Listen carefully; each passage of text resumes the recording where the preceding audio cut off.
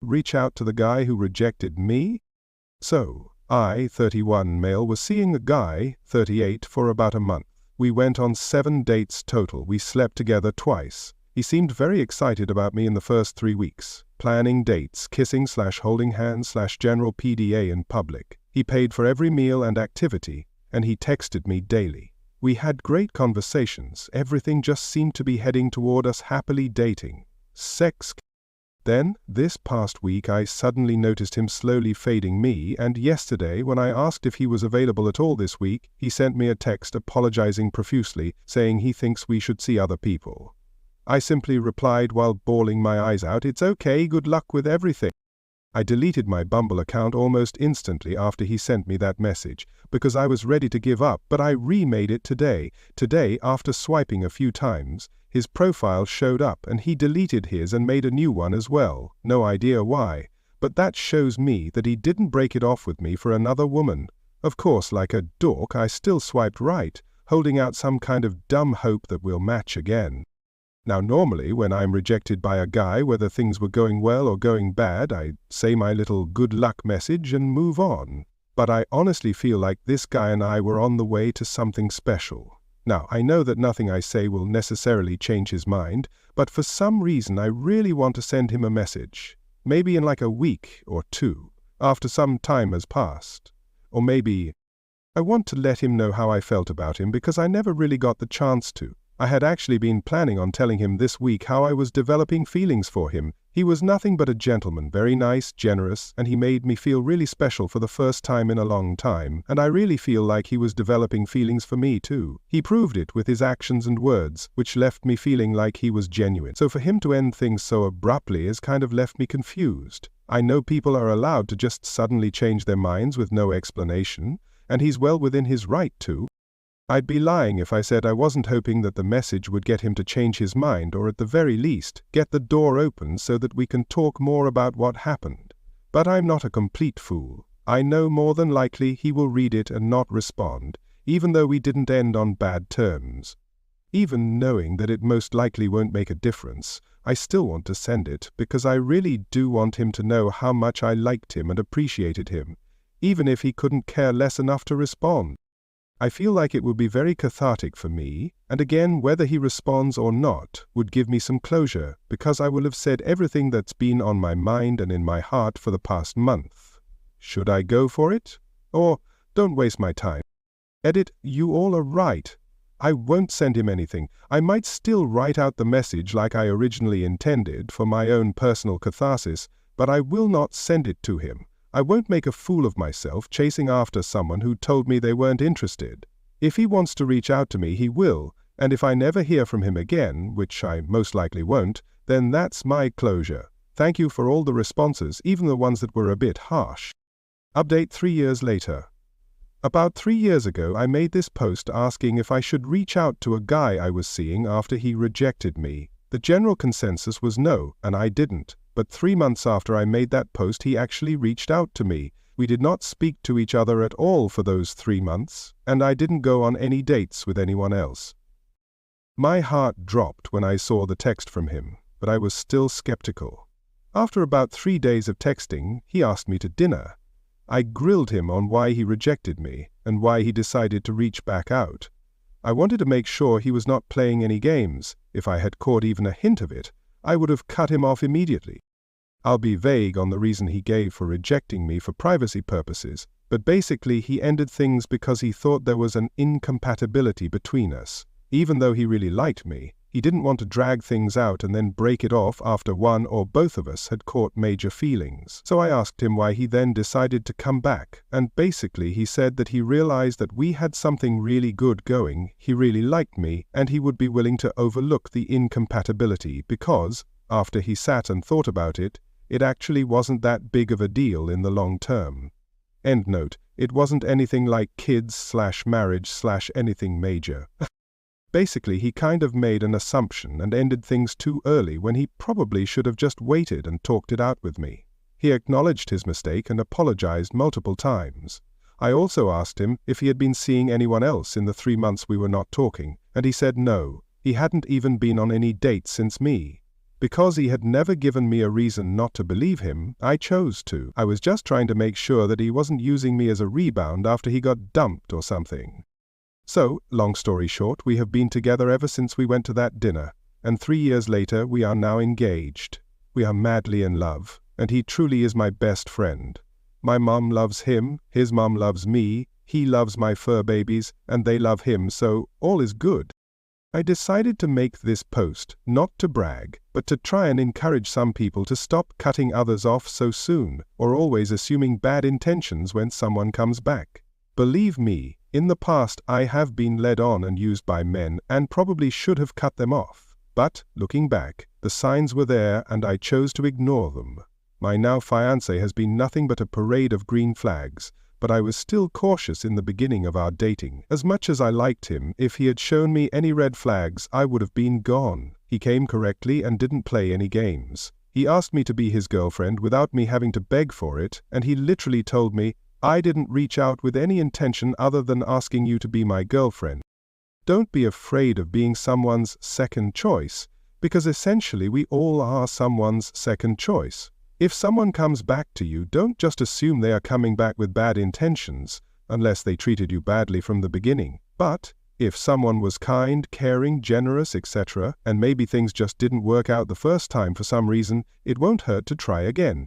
It's just really important to make sure the person isn't playing games with you, and if you see that happening, leave. Am I the a-hole for refusing to continue providing free childcare for my stepdaughter?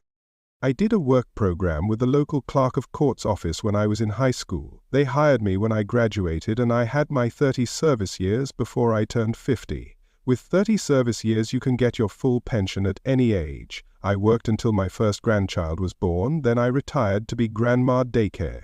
I have 5 grands, 8 male from my stepson, 7 male from my son, 5 female, and 18-month male from my daughter. I babysat all of them with no issues or complaints. I still keep the 18-month-old Monday, Friday, and the older ones summer and school holidays.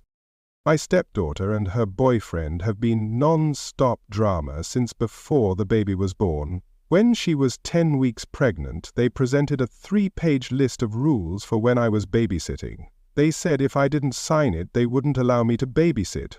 I said that I understood their need to do what was best for their baby, and I assured them that there would be no hurt feelings on my end when they made other childcare arrangements. Some of the rules were almost understandable, but most were downright ridiculous, and none of it was going to work for me. I don't remember them all, but some examples are: I can't take the baby anywhere without their permission, I can't watch more than 1 additional child while babysitting, I can't cook, I had to provide the full name, job and address of any potential visitors ahead of time for their approval of the person being around their child. They have to know any time I have a guest over and know who it is and how long they stay. My 9-year-old cat would have to be kept out of rooms where the baby would be, even when the baby wasn't there. I couldn't get another pet without their agreement. When she was 7 months along, they came back with revised rules in an attempt to compromise. I again let them know that their expectations were not going to fit with my life, and they should just find other childcare. 2 days after my stepdaughter went back to work, she called and asked if I could keep Cullen the next day. I agreed, but made it clear that I was going to provide safe, appropriate care according to my judgment, and I wasn't going to deal with complaints or whatever, that I was violating their rules because I wanted it very clear that I was not agreeing to any of that. My stepdaughter was okay on the days she picked Cullen up and dropped him off. I felt like she was interrogating me every time she picked him up, but it was tolerable. But her boyfriend was downright rude. I got to the point where I actually spent Sunday dreading the start of the week because of dealing with both of them, but especially his behavior. At minimum, he'd pick up Cullen, make a big deal of partially undressing him, make at least one snide comment about my cat or if I had any grandchild over besides the 18-month-old or if I had cooked or whatever. Then he'd say, "I guess we don't have any choice but to put up with this for now," or "I guess you are happy that you won." This went on for 4 months. Oh, I spoke to my stepdaughter several times about it, and told her that obviously they are very unhappy with how I cared for Cullen, and that they should really work on finding something else, and that in the meantime he needed to be less vocal about it. It would get better for a day or two, and then he'd start again. It all came to a head as Thanksgiving was approaching. He was very verbal about the fact that he didn't want me to keep all my grandchildren over the break. I made it very clear that there would be a couple of days that I had all of them, and that they needed to make other arrangements if they had a problem.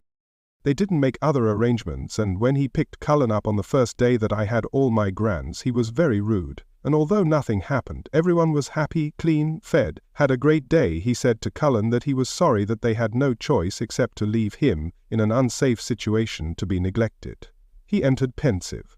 Colette. This takes us back to 1926. I called my stepdaughter that night, relayed to her what was said, and told her that she had 2 weeks to make other arrangements, and that she needed to drop off and pick up Cullen during those 2 weeks, and if her boyfriend came to drop him off, I would refuse to keep him, and if he picked him up, I would not keep him again. So things were better only dealing with her. At some point she asked me if I would keep him until January because they found someone, but he couldn't start until then. I agreed. She picked Cullen up and dropped him off. Everything was fine. New Year's Day, several people sent me a screenshot of a post her boyfriend made on social media about how thankful he was that they were finally able to leave Cullen without worrying about his safety or him being neglected. He didn't outright name me or accuse me of anything specific, but anyone who knows us knows I was keeping him, and the post implied plenty. I was just happy that it was over. Friday she called me and said that their new childcare provider had told her that Cullen wasn't a good fit and that she couldn't bring him back Monday. She asked if I would start keeping him again. I told her that I was sorry for their situation, but I really don't feel comfortable keeping him. My husband and stepson both think I should watch Cullen under the agreement that Amanda drop him off and pick him up because they think her boyfriend is the big problem, and that I should just do it for Cullen's sake. My stepson also commented that I'd probably be more willing to let it go if it had been a conflict with my daughter's husband. My pension is about $4,000/month, plus continuation of my health insurance. That's about 40% of our take-home income, if that matters. Am I the a-hole for refusing to start watching Cullen again? Costello. Update, 1 day later. First, let me just address the common suggestion that Amanda's boyfriend is purposely sabotaging their childcare to trap her at home. They make roughly the same amount of money and definitely can't afford to lose half their income. I seriously doubt he wants her to stay home. Second, I would never tell my stepson to find someone else to watch his child because of a simple difference of opinion. My grandson and I have a very close bond. He's the oldest, and it would break my heart and his if he didn't come spend his holidays and summers with me. Plus, he's a huge help with the little ones when I have them all and things get hectic. I would never be so petty as to make him and all my other grandchildren suffer because of an adult disagreement. So I sort of asked around about why they were dropped by their new sitter so quickly. Apparently they weren't. Amanda picked Cullen up and dropped him off both days he went, and everything was lovely. He did cry quite a bit, but they expected that to get better as he adjusted to not being held as much.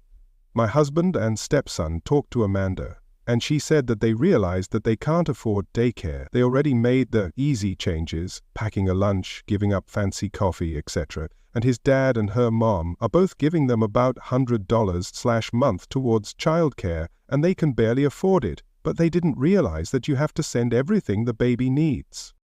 I buy diapers, wipes, formula, bottles, extra clothes, etc. They just hand me the baby. They didn't realize that daycare didn't cover all that. Also, imagine her boyfriend's surprise when he found out what the staffing rates are in this very expensive daycare. 1 adult cares for 5 infants. I guess he thought that someone would provide one-on-one care, diapers, wipes, and formula for $350/week.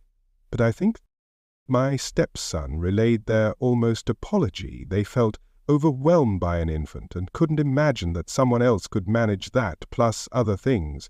Cullen is going back to daycare tomorrow. Cullen's dad is selling his dirt bike, and Amanda is selling some designer clothes, handbags, and shoes to cover the cost. It'll get easier for them in 6 months when he transfers to the 1-year-old class, which is a little cheaper. Am I the a-hole for announcing our pregnancy at my brother's wedding after he proposed at mine? My brother said he was going to propose at my wedding. I told him no, that it was a day about myself and my wife, and we did not want any distractions. My mom lost her crap. She said that he wanted family he might not see again for a while to be a part of the proposal. I said I did not give a crap and that if he did it, I would have him kicked out. He did it, and my mum said if I tried kicking him out, she would leave too. I just remember seething inside. My brother got married last weekend. Instead of a welcome to the family toast, I used the time to announce that we were expecting our first baby. My mum was upset, but my grandmother told her to sit down and shut up. We spent most of the reception talking to family we would not see again for a while about our coming baby. My mum says I was an a-hole for taking attention away from my brother on his wedding day. She got really mad when I reminded her that she threatened to leave my wedding if I kicked him out after he proposed. I have the screen cap of the text messages. From OP in the comments. Fun fact, my wife is not pregnant. Update 1.5 months later. Okay, so some bad news and some amazing news. Bad news, my brother figured out that we weren't really pregnant at his wedding, and he is livid, as is his wife. I don't really care, I know it's childish, but he started it. The amazing news, we are pregnant at the wedding, but we didn't know. Thanks again for validating my immature and vengeful nature. I guess I have to grow up now. Sorry for the short post, but I'm so excited I almost didn't post at all. Update 2 about 9 months later, so for any of you that may still be interested. We had our daughter today. Both my wife and daughter are doing well. 9 pounds 7 ounces. All 10 toes and all 10 fingers. My brother and sister-in-law are still pissed. My grandmother was the first one besides my wife and I to hold Emily Ann. Thank you all for your kindness and support. Happy New Year.